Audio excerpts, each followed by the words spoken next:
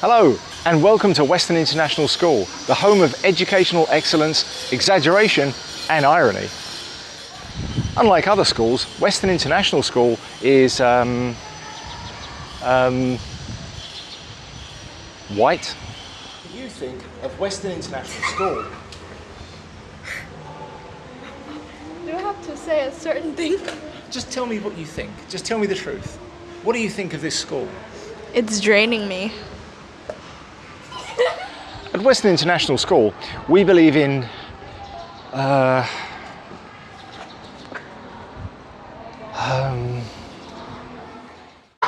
So what do you think of this school? Stressful. At Western International School, we have some of the best English teachers that you can find anywhere on Street 598C. Come back!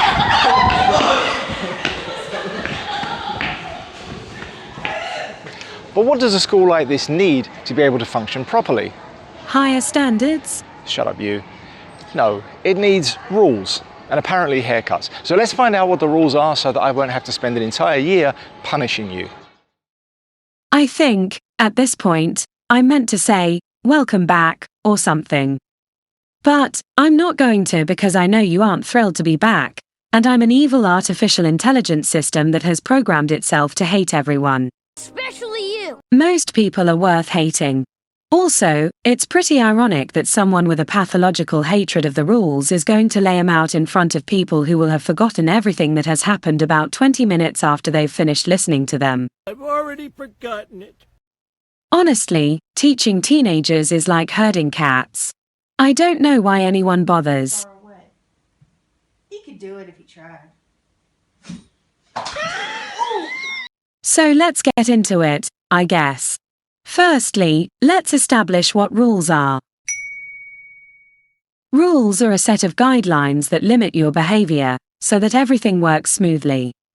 If you break the rules, you'll be punished. I'm gonna beat you like a dog! A dog! Jack likes punishing people. It's probably because he's such a dreadful, awful, hollowed out and dried up husk of a thing that wants to share his appalling self-loathing with others. Sounds great. Also, he smells. Punishments might include standing up at the front of the class and apologizing for your stupidity, writing long letters, or doing other things that are nothing more than an irritating waste of your time. Also, out of sheer spite, he will remove your class participation scores so you have to face the ignominy of failing the easiest class in the entire school. Nobody will be that stupid. But what are these fabled rules? What are these legendary restrictions on your actions that are told among the hallowed halls of this fine educational establishment? Let's find out, shall we? Being late to class is annoying, it's rude, and it's an inconvenience to everyone. Late? I feel personally attacked right now. You might be a vacant, hopeless creature, a thing that only exists as a warning to others, but even you can manage to turn up so that you're ready when the bell goes.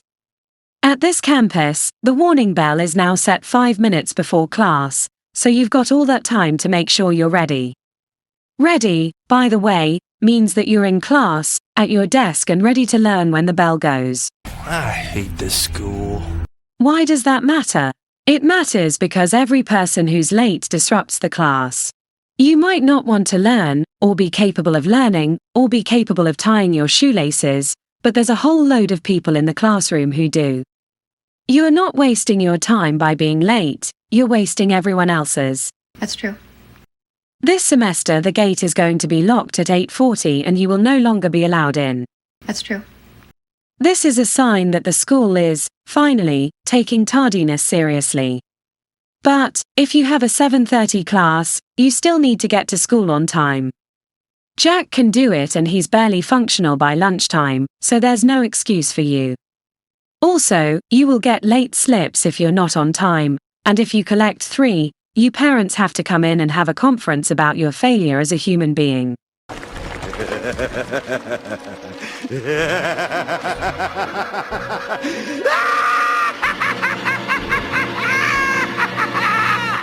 Personally, I think this is hilarious. Talking when someone else is talking. This might seem pretty obvious, in so much as you come to school to learn stuff and it's much harder to hear what's being said when your mouth is open and noise is coming out of it, but it isn't, apparently, obvious to everyone. I'm special. So when Teacher Jack is talking, you should be listening, even though he's the human equivalent of a sleeping pill. But it's not just Teacher Jack that you should be listening to. If another student is reading or presenting a project or asking a question, you should be listening politely instead of talking impolitely. Be nice. This might seem like common sense, but there is so little common sense around these days that it's anything but common now. English only. This one is pretty self-evident. If you don't know what self-evident means, then it really makes a point of why we need this rule.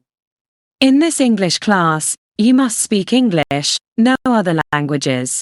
Do you speak English? English! We're here to learn and master the language, and we do that by using it. Don't forget that in grade 12, you only get 2 hours of this stuff, so use them wisely and keep practicing what you've learned. Thank you. No toilet breaks. Jack is a libertarian, which means he believes in personal freedom as much as possible. Sadly, there's a point where personal freedom breaks down, and that's the point where people aren't clever, educated, or responsible enough to be allowed to have it. As much as it would be ideal to let everyone come and go to the bathroom when they see fit, that can't happen because some of you aren't ready to show an adult level of behavior. I don't want to do this if I don't have you, please. Please. Record me, I don't care. Record me, I don't care. What always happens is one person will go, and then everyone else wants to go and join them, all giggling to themselves and hiding their phones in their pockets. You're big enough now to control your bladder. If you can't control your bladder to the degree that you're able to get through a 50-minute lesson without a problem, then you're certainly not mature enough to be allowed toilet breaks. Do you see the irony here?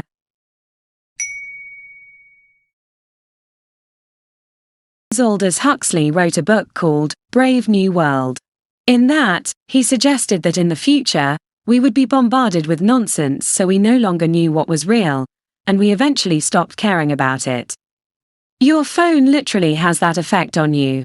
The school policy this year is that you're not allowed phones in class. You're also not allowed games or social media. In this class, you are required to have a laptop, ideally, or a tablet with keyboard. You can't get through the grade with just a phone, and you won't be allowed to try. Phones are nothing more than a distraction, and they will not be allowed.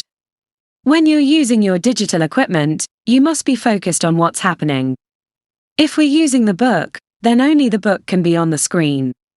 If you're doing a quiz, only that should be open. If you have any social media, close it before class begins. I'm going to kill him. Games are not allowed in class under any circumstances. Picture-playing games makes you less attractive to women, and I think that's a great thing, since a lot of you shouldn't be allowed to breed, but the school disagrees. It's just common sense. I guess they're not seeing the big picture. Phone calls are not allowed in class. The school policy is that if an important message needs to be sent to you, then they must contact the school and someone will come to class and get you.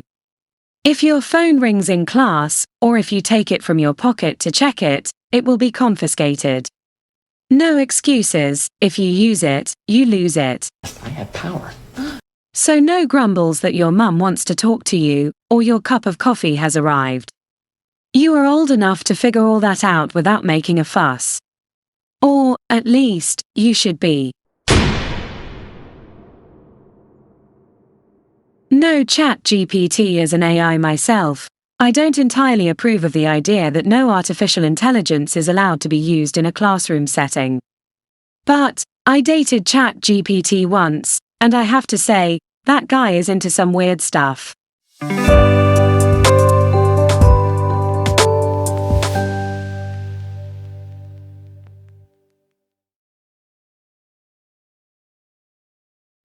We've reached a point where ChatGPT is planning the lessons, setting the work, and then answering and grading it. Humans, such as you are increasingly out of the loop. That means that people who use ChatGPT are already being replaced. If the computer does your work for you, then you're already unnecessary.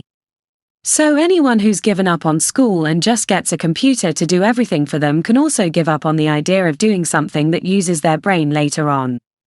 Instead, you can just plan a future where you can do some kind of manual labor and ChatGPT will just tell you what to do. The age of men is over. If you don't want that, then maybe you should get used to doing your thinking for yourself while you can. What you can expect. You're lucky enough to have 2 lessons of English each week.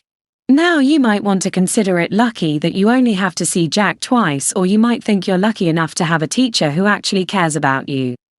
This year you'll be studying from the Moyes book. That stands for the Ministry of Youth and Sport. Now, this book is aimed at government schools where there are no English-speaking teachers and the levels are far, far behind what we are used to. So while we're meant to use it twice a week, we're only actually going to use it once. Where possible, we'll work through the entire unit on your first lesson and then do something different on the second lesson.